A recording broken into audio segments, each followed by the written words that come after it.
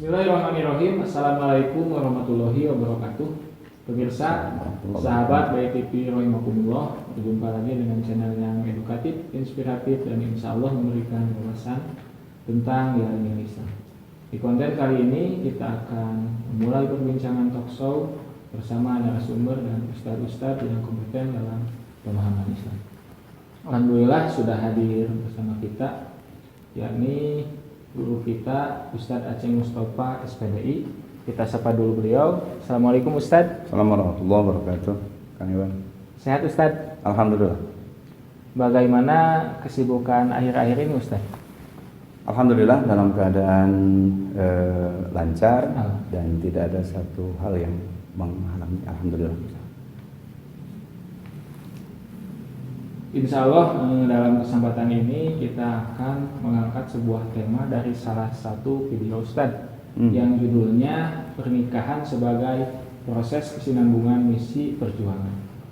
Berbicara tentang pernikahan atau tentang berumah tangga, ini bukan menjadi sesuatu yang asing Ustadz, di mana masyarakat atau umat Islam pada saat ini memandang pernikahan atau mempunyai pasangan sudah menjadi fenomena yang biasa ataupun lumrah, bahkan menjadi keharusan juga, atau menjadi suatu kewajiban dalam pandangan norma dan agama juga.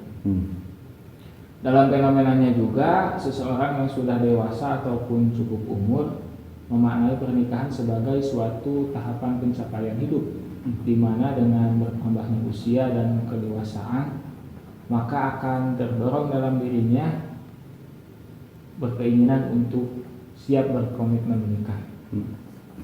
Yang menjadi tujuannya Ustadz bervariatif, yang istilahnya untuk hanya saling melengkapi hidup, ataupun karena pada dasarnya juga manusia adalah makhluk sosial. Dan ada juga yang tujuannya untuk memiliki keturunan sehingga dikaruniai anak, dan dengan menikah juga akan merubah nasib seseorang atau meningkatkan kesejahteraan hidupnya. Namun ada hal yang menarik dalam video ini, dipaparkan tentang apa yang menjadi landasan dan tujuan seseorang itu menikah, di mana ada kata ataupun kalimat yang menarik tentang kesinambungan dan misi perjuangan. Tentunya akan kita kupas dengan pertanyaan-pertanyaan yang sudah disiapkan dalam sesi ini. Langsung saja Ustadz, masuk kepada pertanyaan. Dalam pernyataan salah satu video Ustadz, menikah mendapat perhatian yang begitu besar dari baginda Rasul, sampai jika tidak mau menikah, konsekuensinya tidak dianggap sebagai golongan atau umatnya. Artinya menjadi suatu kewajiban atau keniscayaan juga. Namun dalam fenomenanya banyak juga sebagian para lajang ataupun orang-orang muslim yang sudah cukup umur atau secara kedewasaan sudah matang, tapi belum mau menikah dengan alasan yang variatif juga tadi disampaikan. Ada yang karena masalah ekonomi, karir, atau persetujuan dari orang tua. Yang menjadi pertanyaannya Ustadz, apa syarat dan ketentuan seseorang itu sudah siap untuk menikah, atau dengan hukumnya wajib atau segera harus menikah? Ya, baik, terima kasih. Assalamualaikum warahmatullahi wabarakatuh. Waalaikumsalam warahmatullahi wabarakatuh. Innal hamdalillah nahmaduhu wa nasta'inuhu wa nastaghfiruh wa na'udzu billahi min syururi anfusina wa min sayyiati a'malina may yahdihillahu fala mudilla lahu wa may yudlil fala hadiya lahu. Asyhadu an la ilaha illallah wahdahu la syarika lahu wa asyhadu anna Muhammadan abduhu wa rasuluhu arsalahu bil haqqi basyiran bayna yaday sa'ah. Sahabat Bayi TV yang kami hormati, yang saya hormati, dan juga tidak lupa kepada Kang Iwan yang telah bersedia untuk menanyakan berbagai hal ya terkait dengan pernikahan yang memang sempat kami tayangkan juga di video sebelumnya. Dan sekarang muncul beberapa hal sebagai tindak lanjut dari apa yang disampaikan pada materi sebelumnya.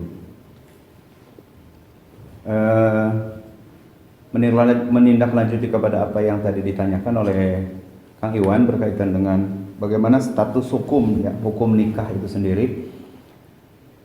Nikah adalah bagian dari perintah Allah dan Rasulnya yang berarti ibadah. Dalam ajaran Islam, ketentuan hukum ibadah itu seringkali dikaitkan dengan situasi dan kondisi si pelaku. Ada salah satu kaidah usul fikih yang mengatakan bahwa al-hukmu yadurru ma'a illatihi wujudan wa adaman. Artinya hukum itu berputar sesuai dengan ilat atau kondisi pelaku. Nikah adalah salah satu ibadah yang ketentuan hukumnya sangat tergantung pada kondisi pelakunya. Oleh sebab itu, nikah bisa diputuskan wajib, bisa sunat, haram, dan makruh. Nikah bisa berhukum wajib bagi seseorang itu alaman qadara alaihi wa taqat nafsuhu ilaihi wa khasyiyal anat li'anna siyanatan nafsi wa i'fafaha anil harami wajibun wala yutimu dzalika illa bizawaj. Itu menurut ulama seperti itu.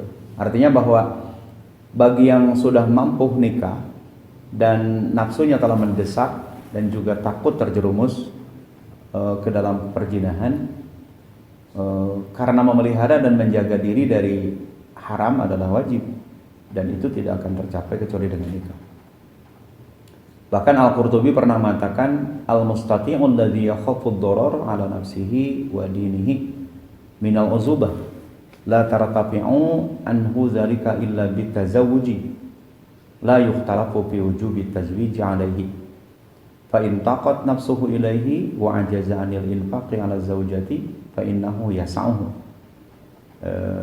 Al-Qurtubi pernah berpendapat bahwa orang yang mampu, artinya yang mampu nikah itu adalah orang yang merasa khawatir terjadi kerusakan atas diri dan agamanya akibat membujang, di mana itu tidak akan hilang kecuali dengan nikah. Nah, itu tidak diperdebatkan lagi tentang wajibnya nikah kepada orang tersebut. Maka jika nafsunya telah mendesak dan dia lemah dari biaya untuk nikah, maka ada garansi dari Allah Subhanahu wa taala akan melapangkan rezekinya. Sebagaimana firman-Nya, iyakunu fuqara'a yughnihimullah. Jika mereka fakir, maka Allah akan mencukupkannya. Malahan jika tadi disebutkan ya bahwa seringkali nikah itu ditangguhkan karena pertimbangan ekonomi, seperti karir, belum punya pekerjaan tetap gitu ya, belum punya penghasilan dan lain sebagainya. Justru dengan nikah akan mendatangkan rezeki, sebagaimana Rasulullah SAW bersabda, iltamisur rizqa bin nikah. Artinya carilah rezeki itu dengan nikah. Gitu. Jadi kalau Kang Iwan nih memang masih lajang ya, gitu. Jadi jangan ada kegalauan yang menghantui Kang Iwan gitu. Siap, karena pertimbangan-pertimbangan tadi gitu kan. Justru itu ada garansi Allah di mana dijamin bahwa ketika seseorang ingin memelihara diri dan agamanya supaya tidak terjerumus kepada hal-hal yang tidak diharapkan tentunya oleh dirinya dan oleh agamanya, maka ada jaminan dari Allah untuk bisa dicukupkan untuk hal itu. Tentang hadis yang tadi, para muhaddisin banyak yang menyebutkan bahwa hadis itu dhaif atau lemah ya. Namun walaupun lemah, sahihun fil makna. Artinya lemah pada matan atau redaksinya, tapi sahih di dalam maknanya. Kenapa demikian? Karena ini hadis ini cukup berkompatibel atau bersesuaian dengan firman Allah. A'udzubillahi minasyaitonirrajim. Iyakunu fuqara'a yughnihimullah min fadlih. Wallahu wasi'un alim. Bahkan Rasulullah pernah bersabda, salah satu haqqo 'alallahi aunuhum al-mujahidu fi sabilillah wal mukatibul ladzi yuridul ada wan nakihul ladzi yuridul afaf. Artinya 3 golongan yang berhak ditolong Allah Pertama, pejuang di jalan Allah. Yang kedua, mukatib atau budak yang membeli dirinya dari tuannya, yang mau melunasi pembayarannya. Dan yang ketiga, orang yang nikah karena mau menjauhkan dirinya dari yang haram. Namun jika memang betul-betul ya belum siap gitu, maka tetap harus menjaga kesucian dan memperbanyak saum kayuannya gitu. Jadi jangan serta-merta kita merasakan tidak mampu untuk menikah, tapi justru pacaran sana sini, gonta-ganti pasangan, itu justru bukan seperti itu solusinya. Itu justru mengotori kepada kesucian si laki-laki dan kesucian perempuan itu sendiri. Rasulullah pernah bersabda, ya ma'syaras sabab man istata'a minkumul ba'ah falyatazawwaj fa innahu aghaddu lil basari wa ahsanu lil farji wa man lam yastati' fa 'alaihi bisawm fa innahu lahu wijaun, muttafaqun alaih. Artinya bahwa hai golongan pemuda, bila di antara kamu ada yang mampu nikah, maka hendaklah ia menikah. Karena nanti matanya akan lebih terjaga dan kemaluannya akan lebih terpelihara. Dan bila mana ia belum mampu nikah, hendaklah ia berpuasa, karena puasa itu ibarat mengebiri. Dan kemudian yang kedua, nikah itu bisa berhukum sunnah gitu. Bagi siapa nikah itu jadi berhukum sunnah? Yaitu alaman kana ta'iqan lahu wa qadiran alaihi walakinnahu ya'manu ala nafsihi min iqtirafi ma harramallahu alaihi az-zawaju yustahabbu lahu. Artinya bagi orang yang nafsunya telah mendesak dan mampu nikah, akan tetapi dia masih mampu menahan dirinya dari perbuatan zina, maka nikah sunnah bagi orang seperti itu. Dan diteruskan oleh ulama, wa yakunu aula minat takhallilil ibadah fa innar ruhbaniyata laisat minal islami fi syai'in. Artinya namun atau walaupun nikah baginya lebih utama daripada bertekun melaksanakan ibadah. Karena cara-cara pendeta, itu pendeta kan itu memiliki satu prinsip hidupnya, tidak menikah, dengan asumsi mereka itu menjaga kesucian. Jadi cara-cara pendeta sama sekali tidak dapat dibenarkan dalam ajaran Islam. Dalam salah satu hadisnya At-Tabrani pernah meriwayatkan dari Sa'id bin Abi Waqqas, di mana Rasulullah pernah bersabda, innallaha abdalana ar-rahbaniyata bil hanifiyati samha. Artinya bahwa sesungguhnya Allah telah menggantikan cara kependetaan dengan cara yang lurus lagi ramah kepada kita, yaitu apa? An-nikah wa nikah. Bahkan di riwayat yang lain Rasulullah SAW pernah bersabda, tajawwaju fa inni mukatsirun bikumul umam wa la takunu karuhbaniyatin nasara. Artinya nikahlah kalian karena aku akan merasa bangga nanti gitu di hari kiamat dengan banyaknya jumlah kalian daripada umat-umat yang lainnya. Dan janganlah kalian seperti pendeta-pendeta Nasrani. Kan Sayyidina Umar, Kang Iwan pernah berkata kepada Abu Zawaid, ya, kepada temannya, di mana beliau mengatakan, wa qala Umar li Abi Zawaid, innama yamna'uka minat tazawuji ajzun aw fujurun. Artinya kamu tidak mau menikah itu karena jiwamu yang lemah atau karena alasan kedurhakaanmu saja gitu. Jadi kalau ada seorang laki-laki yang justru menunda-nunda pernikahan, itu bisa dipastikan penyebabnya karena lemah jiwa. Daripada apa? Daripada akidah itu sendiri gitu. Ini jelas-jelas nikah itu diperintah oleh Allah Subhanahu wa taala, tapi ini ditunda-tunda. Maka keputusan Umar bin Khattab, kalau tidak lemah jiwa berarti kamu betah dalam kedurhakaan. Gitu. Nah, ini yang paling ditakutkan ya gitu. Kemudian yang ketiga, nikah itu bisa berhukum haram, Kang Iwan, gitu ya. Bagi siapa? Fi haqqi man yukhillu bizaujati fil wat'i wal infaq ma'adami qudratihi alaihi wa tawaqqanihi ilaihi. Artinya bagi seseorang yang tidak mampu memenuhi kebutuhan biologis dan kebutuhan materi kepada istrinya, serta nafsunya pun tidak begitu mendesak. Gitu. Nah, ini bisa berhukum haram gitu kan. Jadi bisa dimungkinkan nih kondisinya anak-anak gitu kan, masih belum balik gitu kan. Ini dipaksakan untuk menikah. Nah, ini tentunya hukum atau status hukum nikah bagi orang seperti itu jadinya haram. Dan yang keempat, nikah itu bisa berhukum makruh. Ini bagi siapa? Pihak may yukhillu bi zaujati bil wad'i wal infaqi haitsu la yaqa'u dararun bil mar'ati bi an kanat ghaniyatan wa laysat laha rugbatun qawiyatun bil wad'i. Artinya status hukum nikah itu menjadi makruh bagi seseorang yang lemah syahwat dan tidak mampu memberi belanja istrinya. Walaupun contohnya tidak merugikan istrinya gitu karena ia kaya gitu dan tidak mempunyai keinginan syahwat, tidak mempunyai keinginan syahwat yang kuat. Nah, ini jadi keluar gitu dari kebutuhan secara naluriahnya itu sudah keluar, tapi nikah, nah ini bisa berbatal, bisa berakibat makruh atau bahkan bisa berakibat haram. Itu ya, jadi beberapa hal terkait dengan bagaimana syarat dan ketentuan terkait dengan masalah menikahan. Gitu. Ya. Terima kasih, tadi sangat jelas sekali, banyak referensi.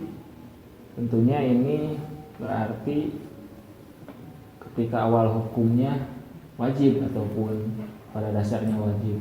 Namun dengan fleksibilitas dari ajaran Islam itu sendiri sehingga melahirkan hukumnya menjadi wajib, hukumnya menjadi sunnah, bahkan ada yang haram dan makruh. Masuk ke pertanyaan kedua, Pak Ustadz. Dikatakan dalam video Ustadz, dengan menikah seseorang itu menyempurnakan setengah agama. Jadi apakah orang yang belum menikah atau melajang, bobot atau nilai pahalanya berbeda dengan yang sudah menikah atau berkeluarga? Ini berkenaan dengan bobot atau nilai pahalanya, Pak Ustadz. Iya. Makasih. Ketika para sahabat bersama Rasulullah SAW dalam satu perjalanan, sebagian sahabat ada yang berkata begini, telah turun nih, saat ini telah turun suatu ayat Quran tentang emas dan perak. Itu sebagaimana termaktub dalam Quran surat At-Taubah ayat 34 ya. Di mana di mana bunyinya A'udzubillahi minasyaitonirrajim walladzina yaknizuna adh-dhahaba wal fiddah la yunfiqunaha fi sabilillah fabashshirhum bi'adzabin alim. Yang artinya, dan orang-orang yang menyimpan emas dan perak dan tidak menafkahkannya pada jalan Allah, maka beritahukanlah kepada mereka bahwa mereka akan mendapat siksa yang pedih. Para sahabat itu berkata begini, "Falau alimna ayyal mali khairun panattakhidhu." Dan andaikan kami tahu ada yang lain yang lebih baik gitu, dari emas dan perak tadi, kata mereka, tentu akan kami simpan. Itu terdengar oleh Nabi. Maka sontak seketika itu juga Nabi menyebutkan lisanun dzakirun wa qalbun syakirun wa zaujatun mu'minatun tu'inuhu ala imanihi.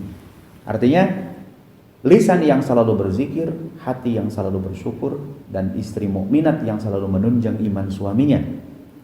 Oleh sebab itu, Abu Ja'far Muhammad bin Ali, beliau mengatakan begini, raq'atani yusalliha mutazawwijun afdalu min sab'ina raq'atan yusalliha ghairu mutazawwijin.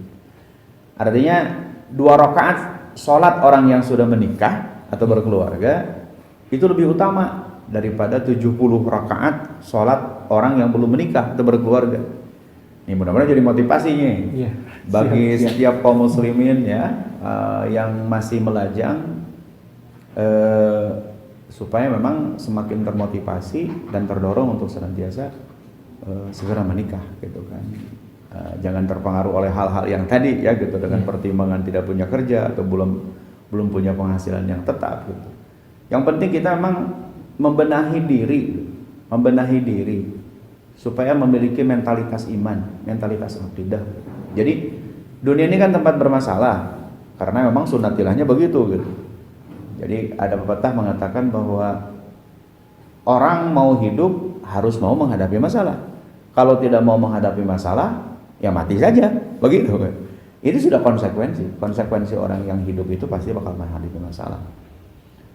Kenapa demikian? Karena memang kenapa harus ada masalah? Itu supaya seseorang itu menjadi dewasa gitu.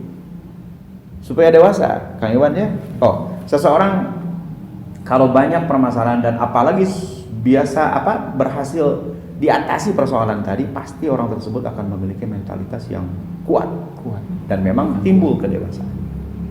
Bagaimana baginda Rasulullah SAW jauh sebelum beliau jadi nabi, jadi rasul, di usia-usia anak-anak saja sudah dihadapkan dengan persoalan yang berat, yang sepertinya kita tidak akan mampu untuk menghadapi persoalan seberat beliau.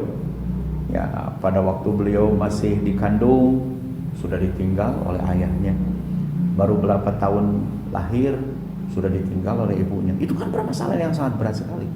Untuk memenuhi kebutuhan hidupnya saja dari sejak kecil, dia sudah belajar mandiri gitu loh. Karena itu supaya dewasa seperti itu. Nah, itu ada sisi kesamaannya gitu. Ketika seseorang melajang, itu sebetulnya disadari ataupun tidak ada masalah. Gitu. Ada masalah. Justru ketika seseorang tadi memang tidak mau menikah, itu menumpuk masalah sebetulnya. Menikah tentunya dengan sendiri akan ada masalah. Nggak apa-apa. Karena memang ketika seseorang itu bisa dewasa dengan banyak masalah. Bukan stres ya. Dan untuk supaya tidak stres, maka harus membangun dirinya dengan keimanan.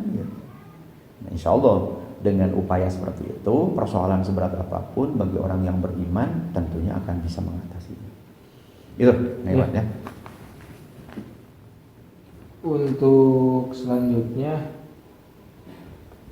pertanyaan ketika ada kerabat, saudara atau teman-teman yang menikah, yang menjadi doa terbaik bagi kedua mempelai selalu mendoakan menjadi keluarga sakinah, mawadah, dan warohmah. Bagaimana konsep samawa yang sesungguhnya Ustadz itu? Penjelasan tentang samawa. Baik, terima kasih. Ini yang memang seringkali dikaitkan dengan nikah ya, itu masalah sakinah itu. Walaupun sebetulnya kalau kita memahami ya, kalau umat Islam betul-betul memahami kepada apa konsep sakinah itu bukan hanya ketika menikah saja. Tapi sosok seorang mukmin muslim itu jauh sebelum menikah sudah harus ada kesadaran atau sudah merasakan kesakinahan itu sendiri. Namun tentunya kesakinahan itu tidak datang sekonyong-konyong tanpa ada upaya ya gitu. Jadi kesakinahan atau ketentraman itu tidak akan muncul ketika tidak diupayakan. Jadi harus diupayakan. Ibnu Qayyim al-Jauziyah ya dalam kitabnya beliau mengatakan bahwa as-sakinatu hiya at-tuma'ninatu wal waqar gitu. Was-sukunul ladzi yunziluhu Allahu fi qalbi 'abdihi inda dirabih min syiddatil makhawifi fala yanja'izu ba'da dzalika lima yaridu alaihi wa yujibu lahu ziyadatul iman wa quwwatul yaqini was sabar. Artinya sakinah itu adalah ketentraman dan kewibawaan serta ketenangan yang Allah turunkan ke dalam hati hambanya ketika terjadi kekacauan dari hal-hal yang menakutkan, dan ia tidak terusik karena sesuatu yang datang kepadanya.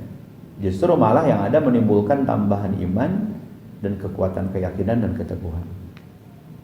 Bahkan di ulama lain menyebutkan ma yajiduhul qalbu minat tuma'ninati inda tanazzulil ghaibi wa hiya nurun bil qalbi yaskunu ila syahidihi wa yatma'innu.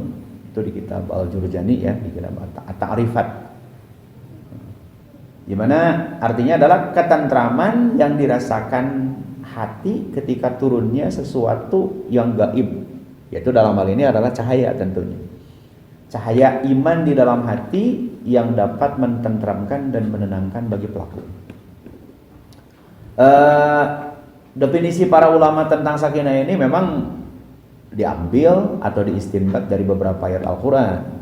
Satu diantaranya adalah sebagaimana termaktub dalam Quran surat Al-Fat ya, Quran surat 48 ayat 4, di mana Allah berfirman, a'udzubillahi minasyaitonirrajim, walladzi anzalas sakinata fi qulubil mu'minin liyazdadu imanan ma'a imanihim. Begitu ya. Walillahi junudus samawati wal ard wa kana Allahu aliman hakim. Dialah yang telah menurunkan ketenangan ke dalam hati orang-orang mukmin supaya keimanan mereka bertambah di samping keimanan mereka yang telah ada. Dan kepunyaan Allah lah tentara langit dan bumi, dan Allah Maha mengetahui lagi Maha bijaksana. Nah, jadi kesakinahan itu harus dimiliki oleh seseorang, idealnya adalah jauh sebelum menikah gitu. Dan tentunya nih akan ada upaya seseorang laki-laki yang masih melajang akan senantiasa membangun kesakinahan dengan konsep iman yang dibangun lah gitu, sesuai dengan nilai-nilai sunnah ya. Demikian juga sosok seorang perempuannya pun sama gitu, membangun dirinya dengan keimanan dengan konsep yang sama tentunya, sebagaimana prinsip-prinsip sunnah Rasulullah SAW. Pada giliran nanti, akan terjadi pertemuan yang akan menjodohkan seorang laki-laki yang sakinah dan laki-laki yang sudah sakinah, seorang laki-laki yang sakinah yang telah membangun kesakinahan dan perempuan yang membangun kesakinahan, sehingga ada azwajan, gitu, sehingga ada pertemuan, ada pasangan gitu, dan itu seperti seolah-olah mur ketemu baud lah gitu ya, sehingga terjadi kesananya ada mawaddah dan rahmah. Ya, jadi kesakinahan itu memang bukan hanya di momentum pernikahan, gitu. Jadi kesakinahan itu jauh calon-calon suami dan calon-calon istri itu harus membangun kesakinahan sebelumnya juga begitu. Nah, sehingga pada gilinanya nanti ketika masuk kepada momentum pernikahan, jadi memang dua-duanya sudah membangun kesakinahan gitu, sehingga terjadi azwajan. Nah, maka disitulah akan terjadi akumulasi, katakannya, akumulasi kesakinahan yang sudah dibangun sebelumnya oleh si calon suami dan calon istri gitu. Sehingga terjadi akumulasi tadi. Nah, ini akan timbul kesananya adalah mawaddah warahmah. Jadi kalau memang tidak ada kesakinahan sebelumnya, maka ini sepertinya mustahil gitu. Walaupun para kiai dan para ajengan mendoakan gitu kepada pasangan terjadi tadi pada momentum pernikahan, rasa-rasanya sulit gitu untuk menemukan kesakinahan. Makanya fakta hari ini banyak umat Islam yang memang tidak sadar membangun kesakinahan jauh sebelum pernikahan, akhirnya ya usia jagung mah lama, Kang Iwan gitu. Kadang-kadang sebulan udah bubar. Akhirnya gitu kan. Ya. Karena yang dibayangkan hanya enaknya saja gitu kan. Tidak pernah membayangkan bahwa nikah itu akan menemui persoalan, Nah, dengan terbangunnya keimanan yang kemudian akan timbul kesakinahan, itu akan akan ada antisipasinya gitu kan, terkait dengan persoalan-persoalan yang timbul di tengah-tengah rumah tangga. Iya. Tadi mungkin sudah disampaikan dari konsep sakinah mawadah dan warahmahnya, Ustaz. Kalau sekarang ini lebih kepada proses ataupun bentuk pertanyaannya, sebenarnya bagaimana keluarga yang ideal menurut Al-Quran? Baik, langsung saja ya, kalau kita lihat di Quran surat Al-Ahzab ayat 35, teman-teman. Allah berfirman di sana, a'udzubillahi minasyaitonir rajim, innal muslimina wal muslimat wal mu'minina wal mu'minat wal qanitina wal qanitat was shadiqina was shadiqat was sabirina was sabirat wal khashiina wal khashiat wal mutasaddiqina wal mutasaddiqat was shaimina was shaimat wal hafizina furujahum wal hafizat waz zakirina Allaha katsira waz zakirat a'addallahu lahum maghfiratan wa ajran 'azima.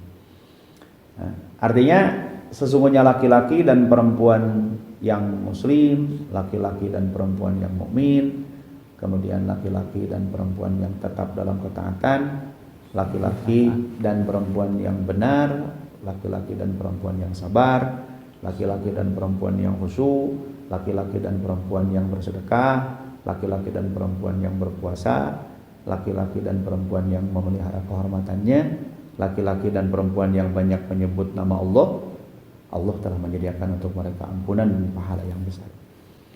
kalau kita perhatikan ayat ini memang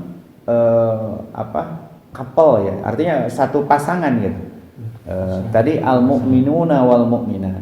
Jadi al-mu'minuna itu adalah orang-orang yang beriman, dan ini jamu muzakkar. Kalau di pesantren disebutnya jamu muzakkar. Wal mu'minati jamu muannas. Nah, jadi ini ada pasangan, ada keseimbangan. Kalau di YouTube saya tempo hari ya, gitu. Jadi ada model keluarga ya. Kalau tidak ada model-model, ada tiga model keluarga di dalam, dan kemudian diabadikan oleh Allah dalam Al-Quran. Yang pertama dan utama adalah model keluarga yang seimbang gitu. Nah, ini keseimbangan. Kalau tadi di Quran surat Al-Ahzab ayat 35 ini al-mu'minuna wal mu'minat, ini kan keseimbangan. Al-mu'minuna laki-laki yang iman, wal mu'minat dan perempuan-perempuan yang iman. Wal muslimuna dan laki-laki yang Islam, wal muslimat dan perempuan-perempuan yang Islam. Dan demikian juga seterusnya. Ini adalah menandakan bahwa idealitas lah gitu katakan. Kalau tadi pertanyaan adalah bagaimana sosok keluarga yang ideal itu, memang harus ada keseimbangan gitu. Laki-laki dan perempuan sama-sama beriman, laki-laki dan perempuan sama-sama menyerahkan dirinya kepada Allah Subhanahu wa taala. Laki-laki dan perempuannya atau suami dan istrinya serta anak-anaknya, bahkan kalau kita tambahkan adalah sosok-sosok yang selalu menjaga kepada kehormatannya dan seterusnya dan seterusnya. Ini adalah idealitas keluarga, itu adalah harus ada keseimbangan gitu dalam hal-hal yang tadi gitu ya. Jadi tidak bisa satu keluarga demokrasi atau bebas gitu kan, gitu silakan aja gitu, ayahnya ke masjid, ininya ke luar masjid gitu, atau kemana masing-masing. Itu sepertinya bagus, sama sekali tidak bagus. Ini akan masuk kepada keruntuhan dan kebobrokan rumah tangga itu. Itu kan ya. Untuk selanjutnya ini lebih kepada ibrah para nabi. Tadi juga disampaikan sedikit tentang model keluarga ya. Model keluarga betul. Ini pertanyaannya, jika Nabi Ibrahim dan Nabi Muhammad merupakan gambaran keluarga yang sukses, apakah Nabi Nuh dan Nabi Lut merupakan gambaran keluarga yang gagal? Baik, bagus, pertanyaan menarik sekali. Jadi memang di video sebelumnya ya, saya pernah menayangkan tentang model-model keluarga ya. Tadi disampaikan adalah yang pertama model keluarga yang seimbang, di mana contohnya itu di antaranya yang paling fenomenal pertama adalah Nabiullah Ibrahim alaihissalam. Jadi artinya itu menunjukkan keseimbangan antara sosok Ibrahim sebagai suami dan istri-istrinya. Demikian juga Nabi Yunus Rasulullah SAW itu sama, adalah model terbaik gitu. Artinya bahwa beliau sebagai sosok seorang suami bisa seimbang gitu dengan istri-istrinya. Dalam hal apa? Dalam hal tadi yang disebutkan dalam Quran surat Al-Ahzab. Nah, di sisi lain memang ada model lain yang tidak seimbang, yaitu apa? Yang pincang atau yang yang timpang gitu. Suaminya baik gitu kan, atau thayyibah lah gitu, sementara istri-istrinya tidak thayyibah atau sayyi'ah. Seperti mana? Yaitu keluarga Nabi Nuh dan keluarga Nabi Lut. Itu adalah model keluarga yang tidak seimbang atau keluarga yang pincang atau timpang. Dan di sisi lain memang ada model yang ketiga, yang terakhir, itu model keluarga yang tumbang gitu. Dan ini pun sama gitu, diabadikan juga oleh Allah dalam Al-Quran, yaitu model keluarga Abu Lahab. Kenapa disebut sebagai keluarga yang tumbang? Karena memang Abu Lahab dan istrinya itu sama-sama membenci kepada Islam, sama-sama membenci kepada Islam. Dan walaupun harmonis, tapi keharmonisan tersebut gitu dikonsentrasikan untuk meruntuhkan perjuangan Islam, untuk meruntuhkan kepada atau untuk memerangi kepada Islam dan umat Islam, kepada perjuangannya kepada Rasulullah. Maka bagaimanapun harmonisnya itu disebut sebagai keluarga yang thayyibah. Di Quran surat At-Tahrim itu disebutkan, diabadikan oleh Allah dalam Al-Quran. A'udzubillahi minasyaitonir rajim.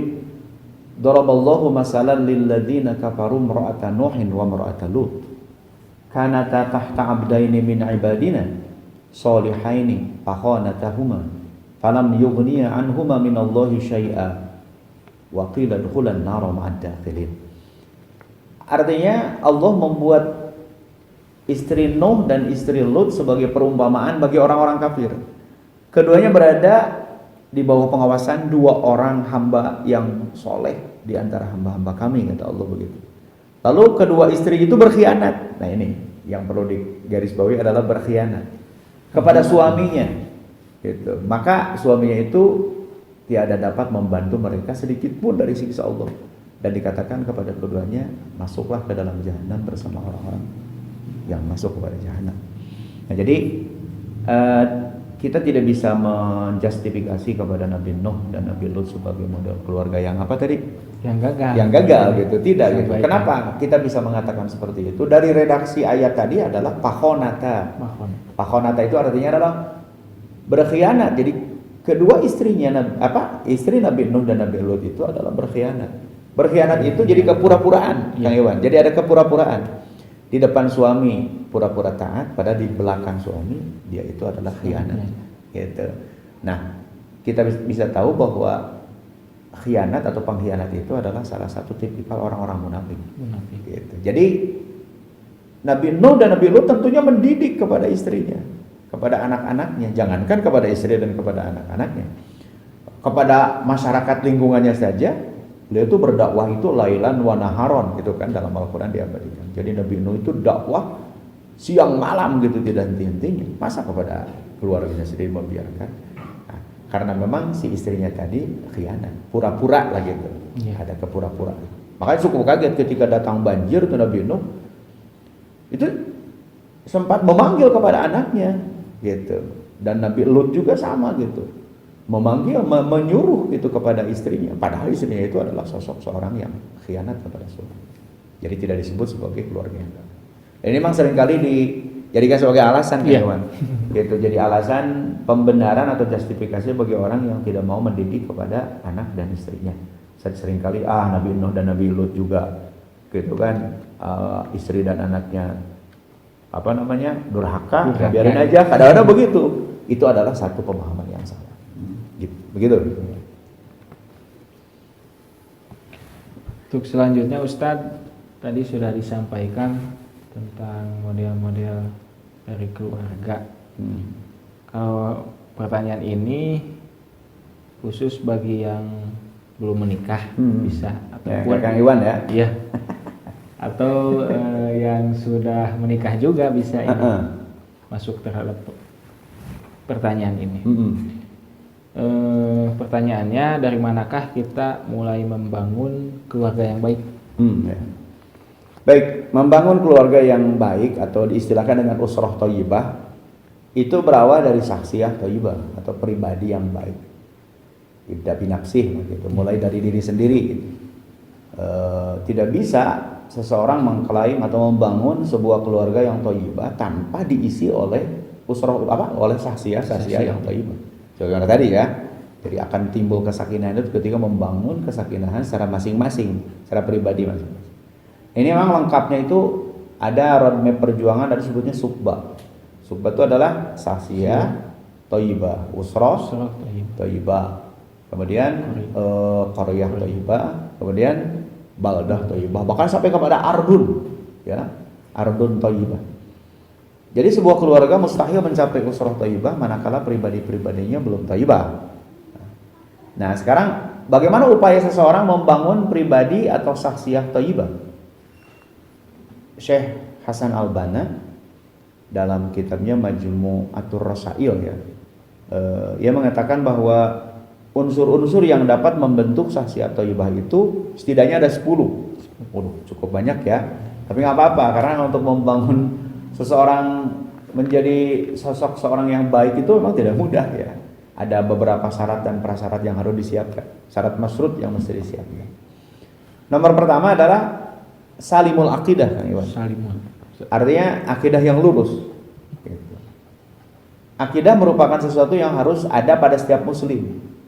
Tentu akidah dimaksud adalah akidatul haq atau akidah tauhid ya. Bukan akidah batil, akidah syirik. Ini penting untuk disadari dan dipelajari oleh setiap muslim. Karena faktanya hari ini akibat tidak menyadari dan mempelajari akidah tauhid, tidak sedikit orang mengaku dirinya sebagai muslim namun mentalnya syirik. Banyak orang-orang yang mengaku dirinya sebagai seorang muslim tapi mentalitasnya nifak atau munafik, kufur, dolim, komunis bahkan gitu ya. Mukmin rasa musyrik, mukmin rasa komunis, mukmin rasa liberal. Nah, ini diakibatkan oleh mereka tidak menyadari pentingnya akidah tauhid. Gitu. Yang kedua, sahihul ibadah. Artinya sosok seorang bisa disebut sebagai orang yang memiliki kualitas saksi atau ibadah itu adalah ibadahnya yang benar. Dalam melaksanakan setiap peribadatan harusnya mengikuti atau ittiba kepada baginda Rasulullah SAW. Dan tentunya akidah tauhid di atas yang tadi saya sebutkan adalah harus menjadi dasar dan pondasi yang melandasinya. Karena hari ini banyak orang yang melaksanakan ibadah karena tidak didasari oleh akidah tauhid, justru timbul motivasi lain lah gitu ya. Tidak murni lillahi ta'ala. Kemudian yang ketiga, kata Hasan al-Banna dalam kitab Majmu'atul Rasailnya, matinul khuluq. Seseorang disebut sebagai saksi atau iba itu ketika akhlaknya kokoh. Merupakan sikap dan perilaku yang harus dimiliki oleh setiap muslim, baik dalam hubungannya kepada Allah maupun dengan makhluk-makhluknya. Akhlak seorang muslim tersebut insya Allah akan kuat atau matin ya tadi disebutkan. Manakala akidah tauhid di atas menjadi dasar dan sumbernya, kemudian syariah menjadi sesuatu yang membingkai hidup dan kehidupannya. Baru insya Allah akhlaknya itu disebut sebagai akhlak yang kuat atau akhlakul madiyah. Yang berikutnya adalah musqaful fikri. Jadi seorang yang saksi atau iba itu adalah wawasan yang luas, memiliki wawasan yang luas. Seorang muslim harus memiliki wawasan keislaman dan keilmuan yang luas. Untuk mencapai wawasan yang luas, maka manusia dituntut untuk mencari dan menuntut ilmu. Jadi mereka itu merasa haus atau merasa butuh dengan ilmu gitu. Kan biasanya kalau orang merasa butuhnya dengan harta ya, kebanyakan mah seperti itu gitu. Jarang sekali orang merasakan butuh dan merasakan penting kepada ilmu itu. Sosok seorang saksi atau iba itu harus selalu lapar, haus, butuh gitu kepada ilmu. Nah, itu sosok saksi atau iba seperti itu. Kemudian yang berikutnya keberapa ya? Qawiyul jismi. Artinya adalah sosok seorang saksi atau iba itu jasmaninya harus kuat. Badannya, raganya harus kuat gitu. Jadi seorang muslim harus memiliki daya tahan tubuh sehingga dapat melaksanakan ajaran Islam secara optimal dengan fisiknya yang kuat. Sholat, puasa, zakat, haji merupakan amalan dalam Islam yang harus dilaksanakan dengan kondisi fisik yang sehat dan kuat. Apalagi berjihad di jalan Allah dan bentuk-bentuk perjuangan lainnya. Itu membutuhkan kepada stamina fisik yang mumpuni gitu. Baginda Rasulullah pernah mengatakan, al-mu'minul qawiyyu khairun wa ahabbu ilallahi minal mu'minid dha'if. Mukmin yang kuat lebih baik dan lebih dicintai Allah Azza wa Jalla daripada mukmin yang lemah. Dan yang berikutnya adalah sosok seseorang disebut saksiyah thayyibah itu adalah mujahadatun li nafsihi. Artinya selalu berjuang melawan hawa nafsu. Nah, setiap manusia memiliki kecenderungan pada yang baik dan yang buruk. Melaksanakan kecenderungan pada yang baik dan menghindari yang buruk amat menuntut adanya kesungguhan, Kang Iwan. Kesungguhan itu akan ada manakala seseorang berjuang dalam melawan hawa nafsu. Hawa nafsu yang ada pada setiap diri manusia harus diupayakan tunduk pada ajaran Islam. Ini kan sebaliknya hari ini ya, banyak orang yang memang justru mempertuhankan kepada hawa nafsu, mementingkan kepada hawa nafsu. Baginda Rasulullah pernah bersabda, belumlah disebut atau belumlah sempurna keimanan seseorang sebelum menundukkan hawa nafsunya terhadap apa-apa yang aku diutus. gitu, terhadap risalah lah gitu. La yu'minu ahadukum hatta yakuna hawahu taba'an lima ji'tu bih. Jadi belumlah sempurna keimanan seseorang sebelum hawa nafsunya ditunduk talukan kepada risalah yang dibawa oleh baginda Rasulullah sallallahu alaihi wasallam. Dan yang berikutnya adalah harisun alal wakti. Jadi kriteria atau unsur-unsur yang dapat membentuk seseorang sebagai saksi atau ibah itu adalah disiplin menggunakan waktu. Nah, ini banyak orang yang kan menghambur-hamburkan waktu. Setiap muslim amat dituntut untuk disiplin mengelola waktunya dengan baik, sehingga waktu berlalu dengan penggunaan yang efektif, tak ada yang sia-sia lah gitu. Kalau kita merujuk kepada Quran surat Al-Asri ya, wal asri, sampai Allah bersumpah dengan apa? Dengan masa, wal asri. Kemudian innal insana lafi khusrin, semua manusia itu berada dalam kerugian illal ladzina amanu. Jadi orang-orang yang beriman. Nah, orang yang beriman di sini kalau lihat redaksinya amanu itu fi'il kalau menurut santri. Amanu fi'il itu adalah kata kerja, artinya proses. Iman itu harus diproses. Tidak serta-merta ngaku sebagai seorang mukmin, Allah akan mencap, dia punya pikiran, berarti Allah akan memberikan titel kepada kita sebagai seorang mukmin. Tidak begitu gitu. Karena memang kalau fi'il itu adalah kata kerja, artinya ada proses di sana. Jadi orang yang tidak termasuk rugi itu adalah orang-orang yang selalu membangun keimanannya. Wa amilus sholihah gitu ya. Dan yang berikutnya adalah munazzamun fi syu'nihi gitu, fi syu'nih. Jadi teratur dalam segala urusannya, tertib gitu. Kan itu Allah sangat mencintai ya kepada orang yang tertib dalam kehidupan. Terutama tertib dalam perjuangan, ndak hidup dia berjuang itu. Berjuang gitu. Apalagi kita sebagai seorang muslim, ternyata mana yang harus diperjuangkan Islam. Jangan serta-merta ketika di Indonesia mayoritas umat Islam sehingga kita tidak butuh kepada apa? Tidak butuh untuk memperjuangkannya. Ya, justru butuh kepada perjuangannya. Sehingga Allah memuji bahkan mencintai kepada orang-orang Islam yang memperjuangkan ajaran, memperjuangkan risalah Allah. Innallaha yuhibbul ladzina yuqatiluna fi sabilihi shaffan ka'annahum bunyanun marsus. Itulah keteraturan. Jadi sesungguhnya Allah mencintai kepada orang-orang yang berjuang di jalannya shaffan, seperti apa? Dalam barisan seperti suatu bangunan yang kokoh gitu. Itu artinya keteraturan gitu, tertib dalam menjalani kehidupan. Kemudian yang berikutnya adalah qadirun alal kasbi gitu. Memiliki kemampuan usaha sendiri atau mandiri lagi. Jadi tidak menggantungkan ya Kang Iwan. Jadi seseorang mukmin atau seorang saksiyah yang thayyibah itu adalah tidak menggantungkan nasib ya, tidak menggantungkan kepentingan hidupnya kepada orang lain. Jadi dia bisa mandiri lah gitu ya. Dan ini memang dicontohkan oleh Muhammad jauh sebelum jadi nabi.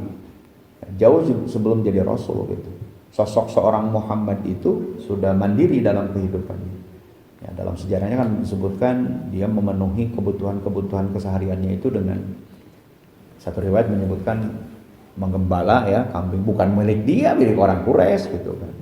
Sampai setelah itu menginjak dewasa dia melamar kerja itu di mana? Di perusahaan Khadijah yang kemudian pada akhirnya menjadi istrinya gitu.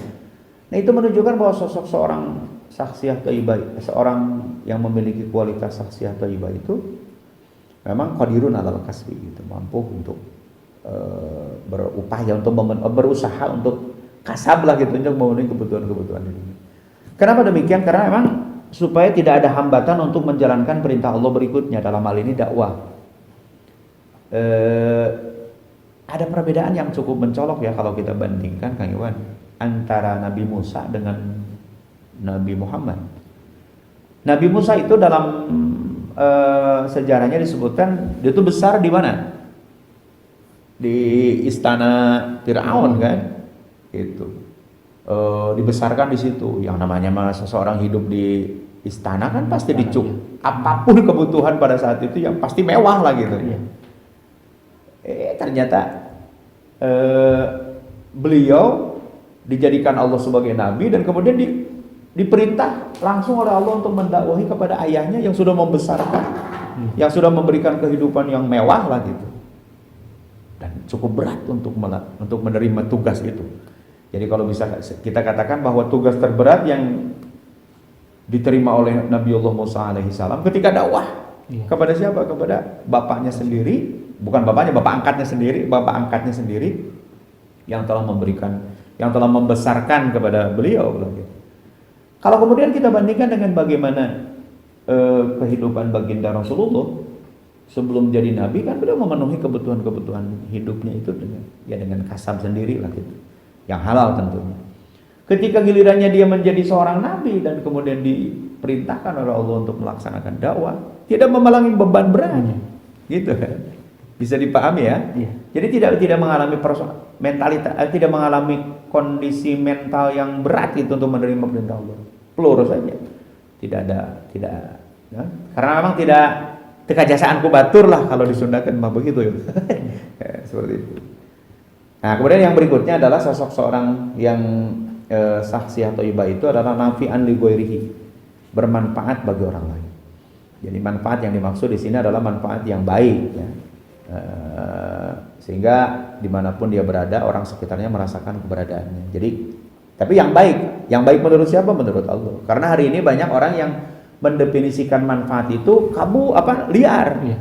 Asal bermanfaat walaupun kepada kedurhakaan disebut teh memberikan manfaat gitu. Padahal mah kalau ini khairun nas man anfa'ulin nas, itu yang sering kali diangkat ya oleh orang-orang kebanyakan.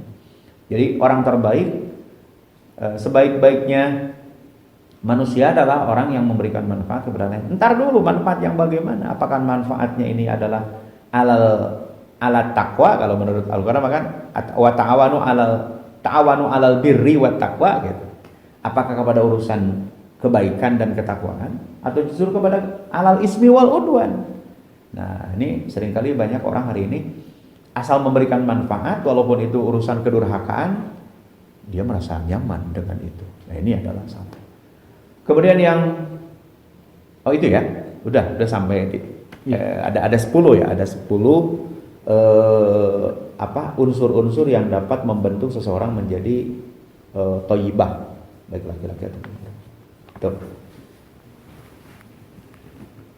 Tadi sudah disampaikan sangat banyak sekali ya Ustadz. Ya, memang 10 syarat atau 10 tahapan. Mungkin. Untuk pertanyaan terakhir ini, dalam realitanya pemahaman suami dan istri dalam memahami agamanya variatif atau dilihat dari kualitas dan kapasitasnya juga berbeda. Pertanyaannya, bagaimana dengan keluarga yang terlanjur dibangun tanpa landasan akidah? Bagaimana memperbaikinya, Ustaz? Ya.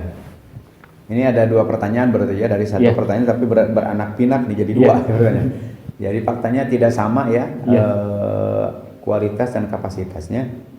Nah, ini memang